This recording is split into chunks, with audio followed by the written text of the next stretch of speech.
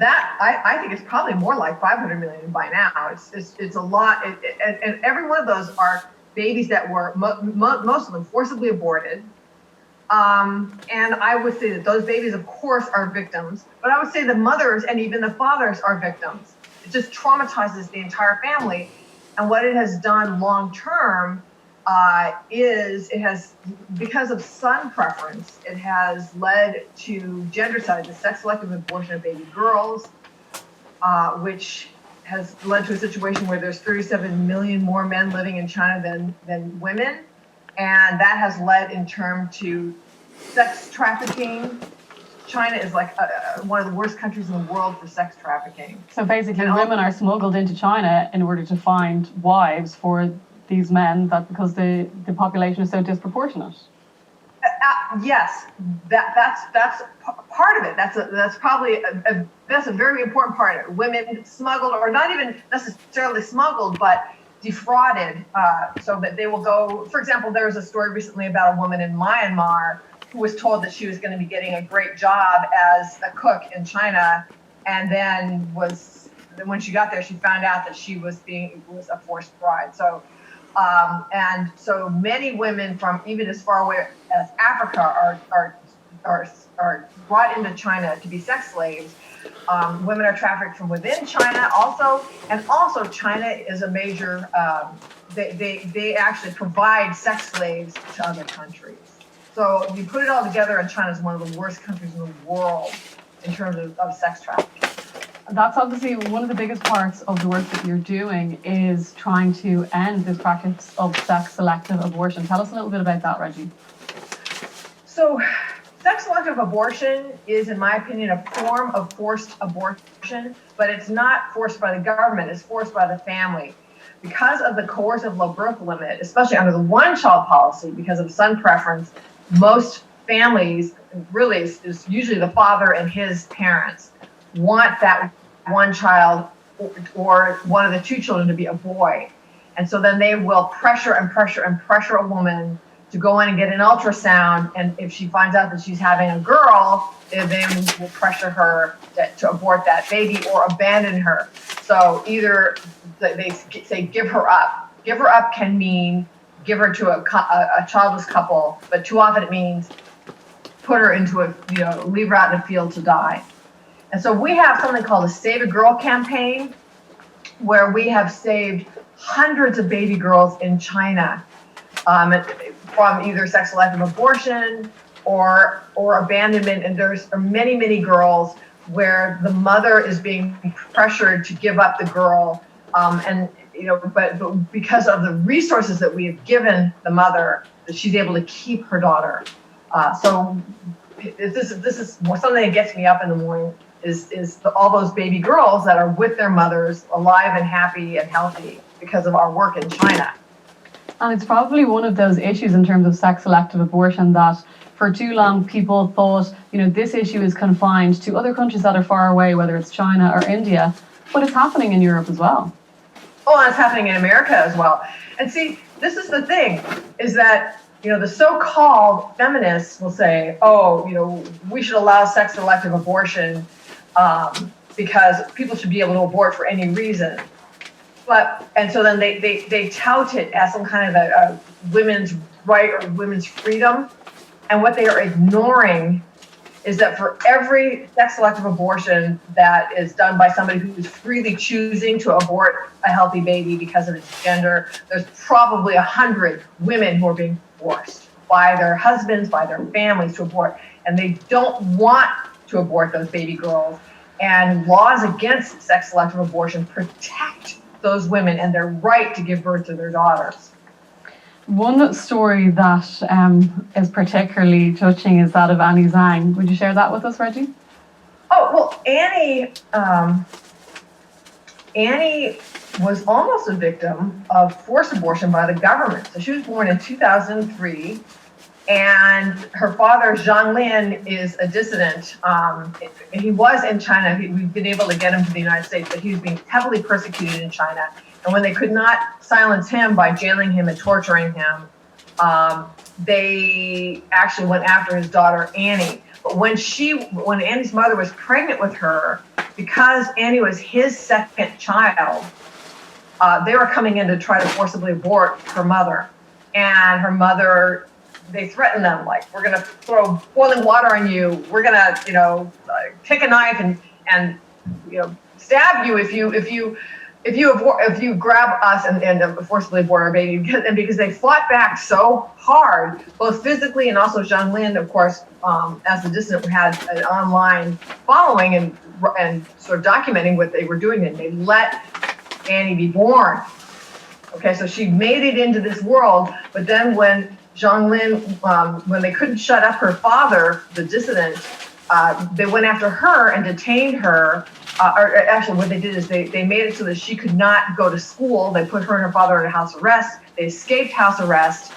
And when they were caught, her father got word out to me saying, could you please help me get Annie, into the United States? She can't lead a normal life here. So I was able, with help, to get her here. And we are now raising her as our own daughter in our home. And we also were able to get her sister here and eventually her father here. So the whole family is here now, living in the land of freedom instead of under totalitarian communism. It's a world that for many is hard to imagine, Reggie. And just like the stories you've been sharing about the one-child policy, so many of these things are buried in the news media. We just don't hear about them. And I think many people listening and watching you today, they will have never heard of Uyghur and the re-education camps. Tell us a little bit about that story. Well, people have been saying that since China went from a one-child policy to a two-child policy, that was announced as that China had ended coercive population control. And that is far from the case. And we can see it very clearly among the Uyghurs. So the Uyghurs live in the Xinjiang province of China, which is also known as East Turkestan. They're mostly Muslim. And the Chinese government has basically outlawed the nation, saying that they're all terrorists, and have put them into internment camps. They call them re-education camps, but what they're doing is they are basically committing cultural genocide. And in these camps, one of the primary reasons that people can come to one of these camps is having too many children, meaning 3 children instead of 2, even though it may have been legal for them to have 3 children at the time that they had the 3rd child. Now that there's a 2-child policy, people are getting thrown into these camps for having had a 3rd child. And in these camps, there's forced abortion. They have forced pregnancy tests. Women who are found to be pregnant are forcibly aborted. They're sterilizing people. They're torturing people. And this just shows that to this day, to this very minute, China is committing forced abortion and forced sterilizations and coercive population control. What is the reason then, Reggie, do you think that governments like the United States, like the Irish government, who, on some issues will stand up to other countries? So, I mean, we do a huge amount of business with China, but governments aren't standing up and saying these types of policies are not right. Well, you know what? I have to tell you, we are standing up to them on this issue, okay? So, first of all, President Trump has stood up to China on multiple issues like no one else ever has. And the United States government, which means it was the U.S. Congress, the Senate, and President Trump signed into law on June 17th, 2020, the Uyghur Human Rights Policy Act. And so what it does is it details all the atrocities against the Uyghurs perpetrated by the Chinese government and names officials who are responsible and holds them accountable for that in a variety of ways. So I'm actually proud of our government on that particular aspect. And it's a shame then hearing that, and I think people will be very happy to hear that we, for example, that was not really reported here in the Irish media, that was an action that President Trump had taken, of course. And, rather than that being kind of a leadership, getting the ball rolling from other countries saying, okay, well, let us follow suit here. Sadly, other countries haven't got on board.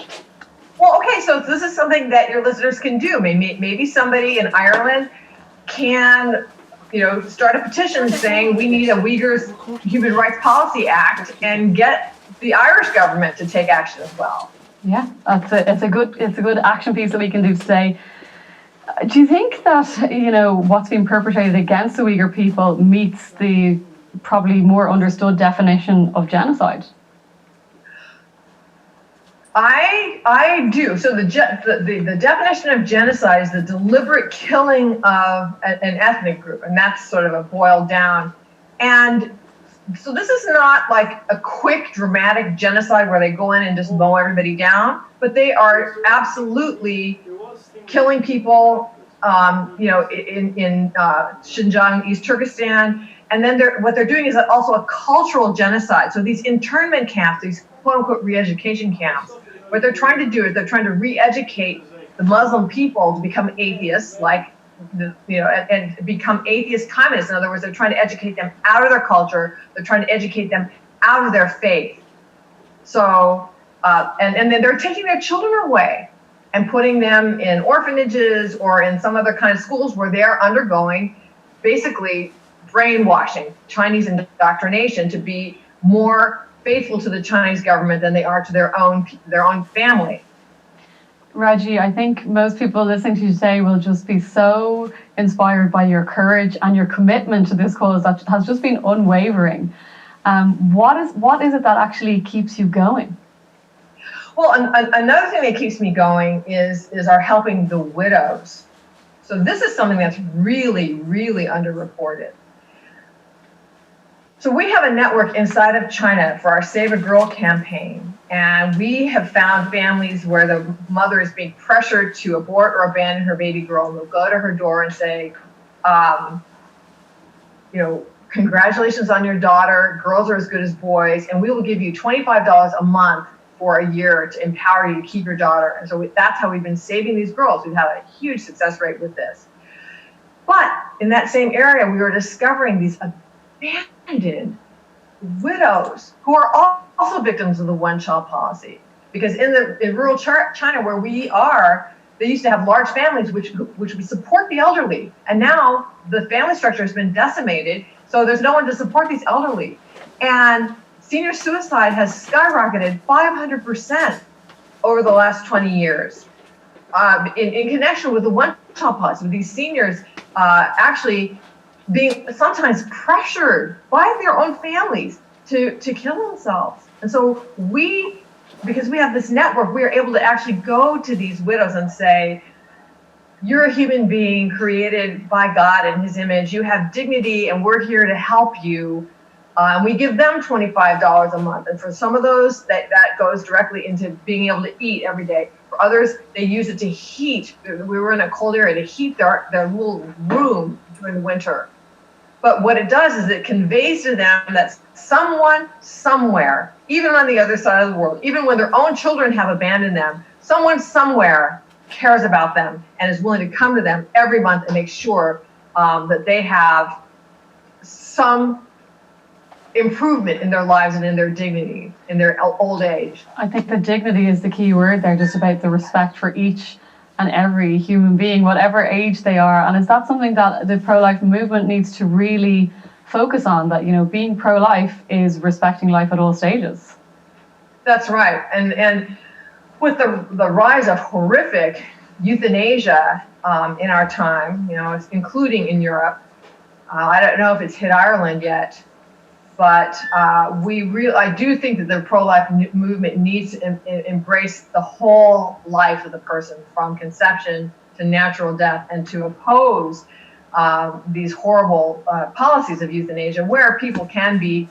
I read an article recently where one of the key reasons that people decide to euthanize themselves is that they don't want to be a burden on their family. That's very similar to China. In China, we have one woman who, when her husband was sick, their daughter-in-law came to them and basically was pressuring him to just kill himself. She said, she was telling the neighbors, there's this other woman in the community, when she found out that she had breast cancer, she hung herself on the tree in the backyard to save her family the expense of her medical care. And that was held up as a positive example. She's told the couple, we're going to be beggars if you don't, basically just agree to just kill yourself. I mean, this is terrible. So the message we need to be giving to seniors and people who are sick is, Mom, Dad, I love you. I'm so grateful to you for all you've done for me all my life. You're not a burden to me. I am honored to be able to help you now when you need help, because without you, I wouldn't even be here. That's the message we should be conveying to seniors. And the sad thing is, Reggie, I think when you're just mentioning some of those stories in China, people might, be shocked by that. But the pressure that certainly we're seeing here in Ireland and throughout Europe, where the euthanasia debate is concerned, is the undercurrent, is this idea of the elderly, rather than being a gift to society, are a burden. And I think we need to fight really strongly against that narrative. One of the things I wanted to bring you back to is, you might remember the last time you were in Ireland, you joined a silent protest with some members of the pro-life campaign outside the Chinese embassy in Dublin, where you were looking for the release from house arrest of the amazing human rights campaigner Chen Guangchen. I think shortly after that, there was an interesting development. Well, okay, so number one, I think I love the pro-life campaign for many reasons, but one of it is that your people really take action. I mean, it's like, let's go, let's protest after I told them about Chen Guangchen. Okay, so we were there protesting silently, holding pictures of Chen Guangchen, and I think that the Irish Dáil passed a resolution in his favor. All right.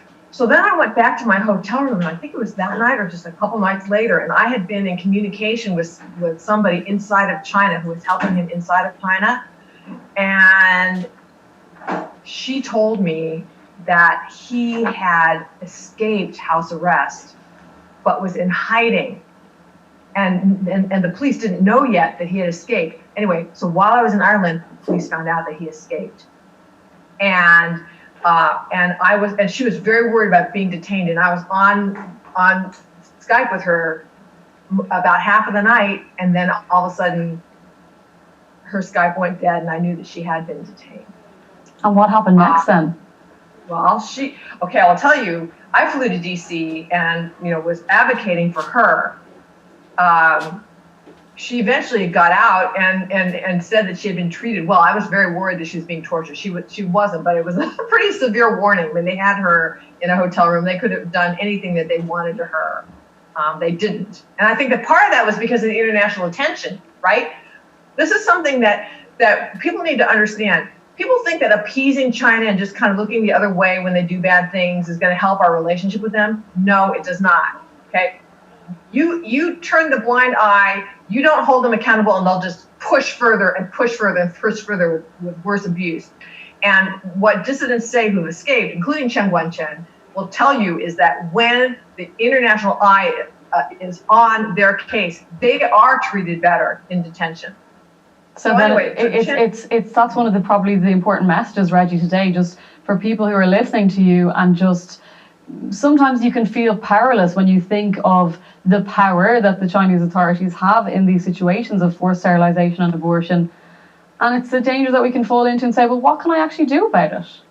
Right. Well, one thing you can do is go on my website. So this is womensrightswithoutfrontiers.org. That's womensrightswithoutfrontiers.org. It's a long name for my website. But you can sign our petition against forced abortion. And we have collected over 40,000 signatures so far, and we want it to get up to 50,000, and then we will deliver it to the Chinese consulate or embassy in DC. And that will be publicized. And, this is a way of pressuring them. So actually, September 25th is going to be the 40th anniversary of the one-child policy. I would like to be able to deliver those signatures on that day. So if people could get on there and sign the petition against forced abortion, their voices will be heard. What else would you say to people watching today, especially here in Ireland? We've had a difficult time with the abortion referendum passing, and it's easy for people to feel a little bit despondent, but you are a woman who's got such passion and drive. How can we get a bit of that in our lives? If people want to have a direct impact in China, if they want to feel that they are helping save a baby or save a widow, they can help they can get more information about on how they can help on my website. Again, it's womensrightswithoutfrontiers.org. And on the homepage to the right, there's a button that says Save a Girl, and there's another button that says Save a Widow. They're big, they're red, they're on the right side of the homepage. Click on those and find out how you can help. And you can have a direct impact on the lives of people in China. You mentioned earlier, I just finally wanted to ask you, when you were talking about the Uyghur people, the situation is, in terms of us contacting our politicians and being proactive politically, that's obviously something you've been really successful at doing, but people mightn't feel the confidence. Do we just need to be a bit kind of bulgy with our representatives on this issue, do you think? Yeah, so it would take somebody like the Pro-Life Campaign, who already has an infrastructure, to send it out to maybe send this interview out and create a petition, and then people should sign it, and then have a media event where you present it, and have a press conference, and talk about what's happening to the Uyghur people, and you need to put pressure on them. You need to. I mean, this is the thing, okay? In the United States, the Uyghur Human Rights Policy Act passed with almost unanimous consent. So the left and the right both agreed that this has to stop. So I think that it is an issue that people can feel empowered around, because I think that you'll be successful. I think that if you push, that you will be successful to get the Irish government to take a similar stand. It's something that will inspire other people in Europe to do it as well. As you say, it's something that we can come together on, whatever side of the fence that you sit on politically or on the pro-life issue. We can all come together on these. I know there's probably so many stories, Reggie, that you could recount that just show the barbarity of what's happening in China, but you might just share one or two stories with us that have had an impact on you over the years. Well, one of my very favorite situations of rescuing girls happened a number of years ago, but there was a young woman. She was pregnant. Her mother-in-law, wanted a boy, so she started pressuring her to get an ultrasound. And this is very typical that these women. First of all, you can't even tell the fetus of the gender of a fetus until 6 months or something. So all of these sex-selective abortions are, by definition, they are late term.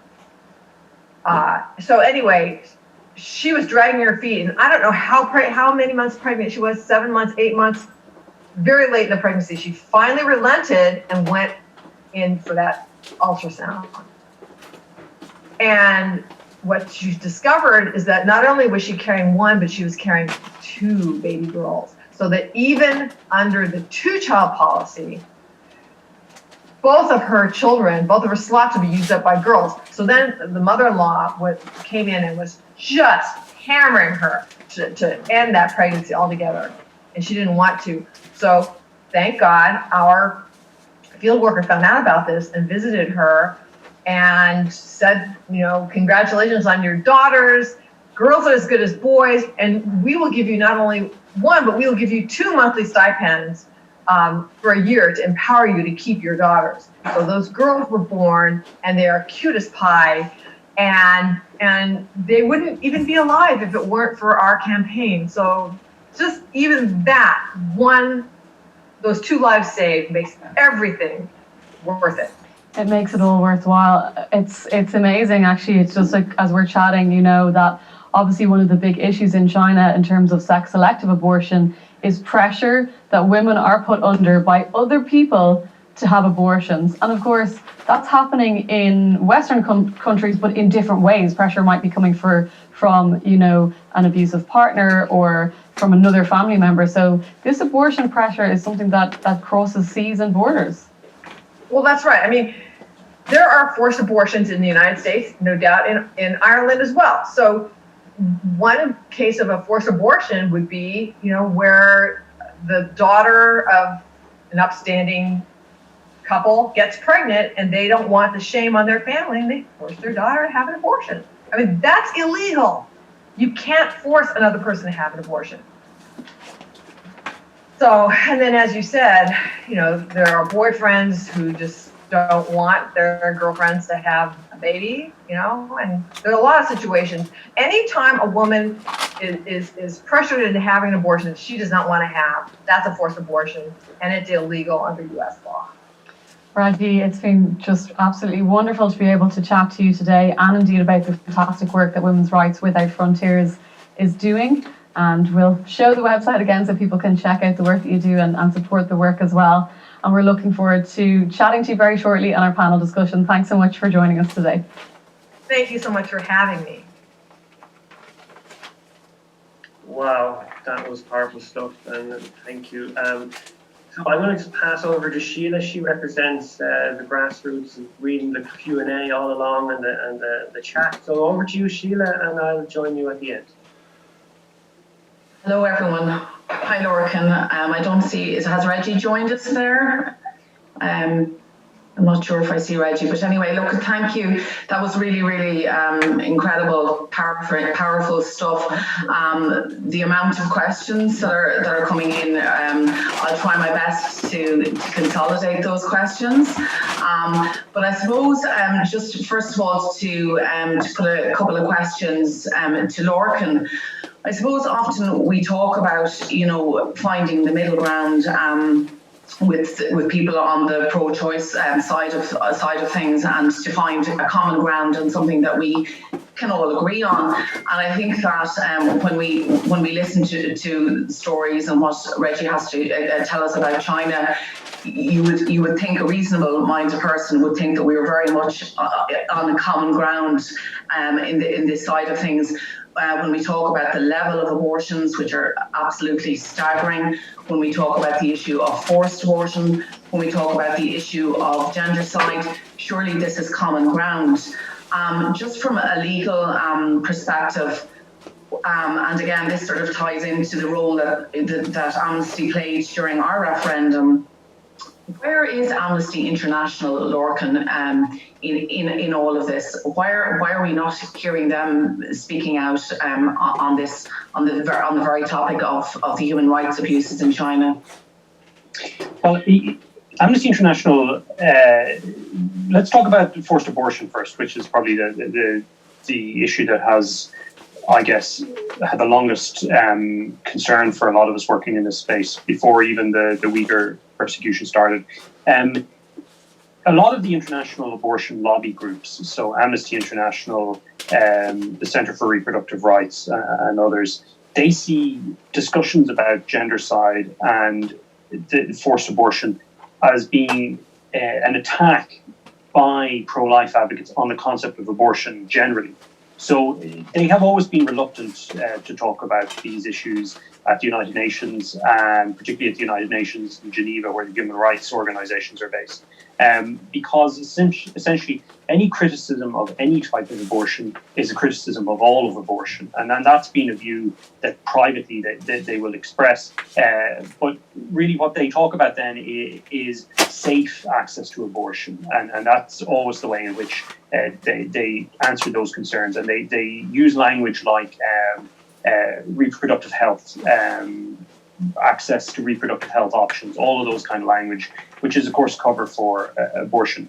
On the political question then, which is really how do we respond to China from things like the oppression in Hong Kong, the pro-democracy movement, to China's aggression in the South China Sea, to the persecution of the Uyghurs, to really, I think most of us would be concerned about the extent to which COVID-19 was covered up in its initial phases, at least in China. That's a very broad series of questions, because China tries to portray itself to the world as having a peaceful rise into being a major world power. But a lot of China's violence has been, foisted on its own people. It's true to say that China, up to this point, hasn't engaged in let's say, wars with its neighbours, but it certainly has engaged in a war on its own citizens through the political repression we saw. Obviously, it's well documented from Mao in the past, but then from Tiananmen Square right up to the present, there has been a low-level but serious persecution of religious groups and pro-democracy groups. Reggie has talked about this. The one-child policy itself on the gender side is a major systematic persecution of individual citizens and their rights. And now with the Uyghurs, we're seeing again, it's hard to cover up the fact that huge numbers of people have been placed in essentially concentration camps or re-education camps, as they're calling them. So how we deal with China will mean that we're going to have to rethink the way in which our relationship is based predominantly on trade and money, and look at it from a human rights perspective. Alas, sadly, we're just not seeing that. There was some evidence earlier in the year that a report from the European Union that was initially critical of China around the pandemic and COVID-19 and how they respond to it in the earlier phases, that the criticism was removed in one of the initial drafts, which shows the level to which officials in the European Union will defer and kowtow, appropriately enough in this context, to Chinese power and Chinese trade bullying and essentially just Chinese economic muscle. And I think this is an opportunity for Ireland, as I said before, for our own country, to live up to this notion that we have some kind of an international presence disproportionate to our size, that we're on the Security Council of the United Nations, and that we punch above our weight at the European Union. So hopefully we will see some criticism, and that's why I think the moves by Peadar Tóibín and Ronan Mullen to start a serious look at the Uyghur crisis are to be welcomed, and hopefully we're going to see more of that. But generally, as I said earlier, Reggie's work is so inspirational in China because it draws attention to things that people don't even know about. People don't know about the neglect and the human rights abuse of older people, older women in China. Exactly, Lorcan. Exactly. Listen, I'm sorry to butt in there, No problem. but thank you so much for that contribution. I think you've certainly answered the question very well. Just to go back to Reggie for a moment and just to reiterate Lorcan's words there, I can't even do justice to the amount of questions that have come in with regards to yourself, Reggie, and China. You truly are an inspiration. Just to ask one question that one of our attendees has posed. When we look at China, they wouldn't be renowned for a country that takes well to criticism in any respect towards them or levied towards them. Have you ever sort of feared for your own personal safety or felt, in any way sort of vulnerable in that regard? Well, thank you for the question, and also thank you to Lorcan. I think that I agree with everything that you said. Concerning my own personal safety, I was more worried about it in the beginning when I was just starting to expose these atrocities. I don't feel as vulnerable now because of people like you who have helped me get the message out. So if anything happened to me, it would not go unnoticed. But in the beginning, when nobody knew who I was, that's when I was really worried. But I will say this, because I am, an American and not a Chinese national, I am much safer. The people who are really the bravest ones are the people who are doing this from Chinese soil. There are people who are dissidents in China, in Hong Kong, that really are at risk. And their entire families are at risk. So, and also I would say this, our field workers inside of China, they are heroes. It's all right, yeah. And people say, well, what kind of encounters have you had with the Chinese authorities? Thank God, and please, the listeners, pray for our network that God will continue to hide us under the shadow of his wing, because field workers are taking very large risks by getting out there and delivering these stipends to the women and the babies. So those are the people who really are the heroes and the ones who are at risk. Absolutely, Reggie. Just when we talk again about the question that I posed to Lorcan in terms of finding a common ground and something that we can all agree on, and China surely being something that we should all, the global society and human rights organisations should be agreeing on. In terms of NGOs, are there any other organisations apart from yourself on an international footing, highlighting or doing any sort of the work that you're doing on the issue of forced abortions or gendercide or any of the other human rights abuses in China? Well, yeah, there's the Population Research Institute with Steve Mosier, and he was the one who, in the 80s, originally brought this whole issue to the attention of the world. And Steve is a good friend of mine. The contribution that Women's Rights Without Frontiers makes that's unique is our actual network inside of China. No one else has that. No one else has a network inside of China that's actually saving baby girls and widows. Okay, that's lovely. I'm just going to ask a particular question from Tim O'Sullivan. He was asking about, and I know Lorcan mentioned Hong Kong, just asking what the implications of recent clampdown in Hong Kong, how that has affected pro-life efforts in China, if that's a valid question. I'm not really aware of pro-life efforts in China per se, because the one-child policy and the two-child policy are major policies of the Chinese Communist Party, and if you expose them on the basis of being pro-life or on the basis of human rights atrocities, you are going to be detained. So this is what Chen Wenchen was doing. He was exposing the fact that in his area, there was forced abortion, forced sterilization on a massive level. And so what they did to him is they put him in jail, tortured him, then put him him and his family under house arrest. I mean, it's horrible what they did to him and his family because he was exposing the truth of the one-child policy. And I'm not aware of anyone else inside of China or a movement inside of China to do that. I mean, people have asked me, like, 40 Days for Life, can you help us get to China so we can do 40 Days for Life in China? And I'm like, no. Every single person who would be involved would be detained, and so would their family. You can't do this kind of work in China. Absolutely. Just, I know that Wendy did ask you the question somewhat already, but just to put the question both to yourself and to Lorcan, who are working in what we would all agree is a difficult environment. Where do you get, you're at this many years, Reggie, and then I'll pose the question to Lorcan. Where do you get your inner strength from to carry on, to keep fighting this really important battle? Well, for me, number one, I really make an effort to spend time alone with God every day. I try to read the Bible, like 4 chapters I try to read every day. I attend Mass frequently, much more than once a week. I say the Rosary. But it is true that when you're doing this work, you come under attack, and it's also like a spiritual attack.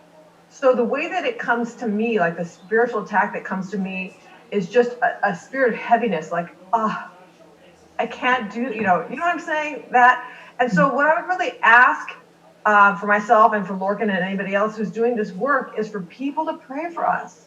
That God will bless us, that God, that may the Lord rebuke you, Satan, because he will do everything he can to try to stop you, including just making you feel literally like this is too heavy, this is too big, you can't go on. And that's, everyone can do all things through Christ who strengthens us from within. And that's why I have to keep telling myself to keep going on. But it's really the power of prayer. Lovely, thank you. And Lorcan, the same question to you. I know you're obviously working in a tough, antagonistic environment as well, where the tide is often, I'm sure, flowing against you and the position and stance that you're taking. Where do you have to find your inner strength from? I couldn't agree more with what Reggie has said. It's prayer. The organisation I work for is a Christian organisation. It's a non-denominational ecumenical organisation, ADF, and we pray a lot together. We pray for the people who are opposing us, who have been deceived. in ways that they don't fully understand, and we ask God to grant them, to essentially enlighten them on and show them the truth, and to take them away from the deception that they have that has clouded their judgment. That is something enormously powerful and enormously important, is the prayer of people listening here. I met Reggie, as I said, 2 years ago in the United States, and I have been praying for her work since then. I know that there are networks of prayer around Europe for the organization I work for and others who are working in the human rights bodies. But for everyone listening to this, it cannot overstate the importance of prayer. Both for us, obviously, who are working in this space, but also for these organizations that have unfortunately fallen into opposition to God's plan, and hopefully pray for the people there that they would be enlightened and turned away from the dangerous course they're on. I'm just aware that this is a grassroots webinar, and I know people, on the ground here in Ireland really want to know what they can do to make a difference in their own individual lives. Reggie, I know you already mentioned about going onto your website and so that you have your the names that you can put forward to your government. Lorcan, from an Irish perspective, I know that you talked about the role that the Irish government now has in a Europe capacity. What role can the ordinary person on the ground do to put our government under pressure to really make a difference in this whole area of human rights? Well, in particular, in relation to China, I would say check out Reggie's website. And of course, the purpose of this webinar really is to network people together who are pro-life. So stay in touch with the pro-life campaign. One unique thing about Ireland, I would say, compared to other countries, is just how accessible our public representatives are. Talk to your local TD. Ensure that they're aware of this issue. Put it on their table. Visit them at their constituency clinic, find out where they hold their clinics and raise it with them. Peadar Tóibín and Ronan Mullen, as I say, have already circulated a petition in relation to the Uyghurs in the Oireachtas. Make sure that they sign it. Tell them to put pressure on their party leaders to support it. I mean, what's the point in Ireland having a foreign policy at the United Nations and the European Union unless we're using it to do some good here? And I don't think trade concerns should trump the concerns of protecting human dignity and human rights. The theme of this webinar today was really, looking at the international perspective. What relevance does that have, Lorcan, for us here in Ireland? And one question in particular came in as a slightly curveball question, but it was they asked, with regards to the Eighth Amendment, should we have spent less time focusing on the Eighth Amendment and rather have, used our efforts really to focus on the global fight against abortion?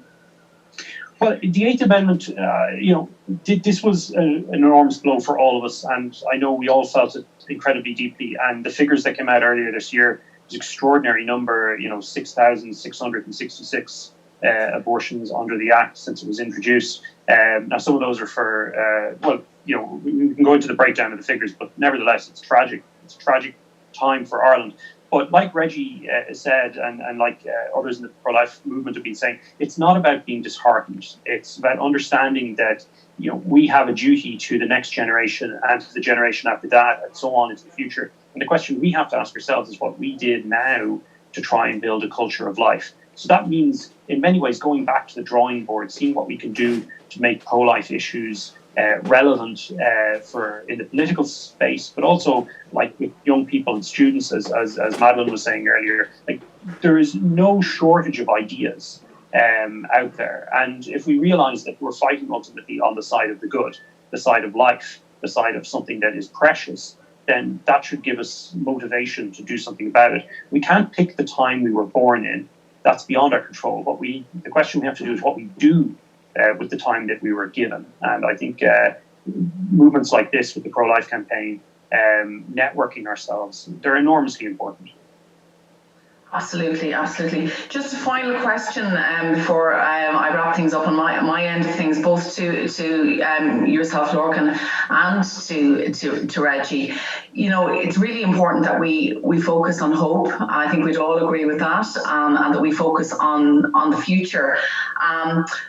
if you both could maybe just give us a couple of insights or some words of hope or any optimism that you have for the future. Maybe Lorcan, if you were to answer the question first, that'd be wonderful.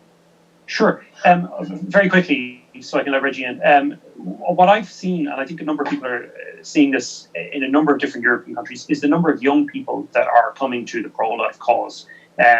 Now, obviously, all people matter, but I think for the next generation carrying the fight on, it's enormously encouraging to see that now people are starting to reject the culture of death, the culture of euthanasia and abortion. So that's something to keep in our prayers, that the next generation will increasingly see this as a fight that they want to be a part of, and they will stand against a culture that has manifestly failed. It's failed to give hope to women, it's failed to create a protecting society, and it's obviously and clearly a human rights abuse, and it needs to be dealt with. So I think the hope, I would say, is yes, there are more and more younger people coming to this fight, and we welcome them. Lovely. Thank you for that, Lorcan. And Reggie, if you'd like to just give us a few inspirational words of hope and looking towards the future.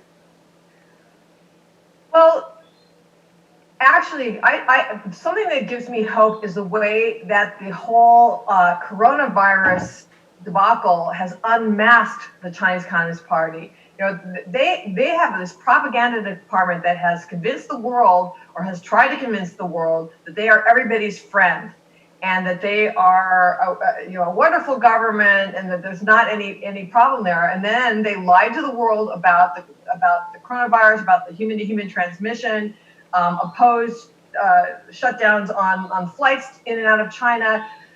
Then Hong Kong hit. Then the Uyghur situation hit. And when you put it all together, thank God the world is waking up to the fact that China is not our friend, but is a totalitarian regime that is extremely expansionistic and that needs to be confronted. And we're finally seeing the United States and others to confront them. And that gives me a lot of hope, because before I just felt like, oh my gosh, they're taking over and no one's doing anything about it. And now people realize that they're trying to take over and steal our intellectual property. The list is as long as my arm of all the things they've been doing. And they are finally, people are waking up to it and taking action. And that gives me hope. But on an individual level, I would just say to each person out there, ask God, what you can do. You don't have to be taking on the nation of China. Maybe you have a family member, a neighbor, anyone that needs your help. I mean, get out there and do something good for the world. And it could be a small, like Mother Teresa said, it doesn't, what's important is not what we accomplish, but the love with which we accomplish it. And so everybody should be doing something, however large or however small, and God will honor that if it's done with love.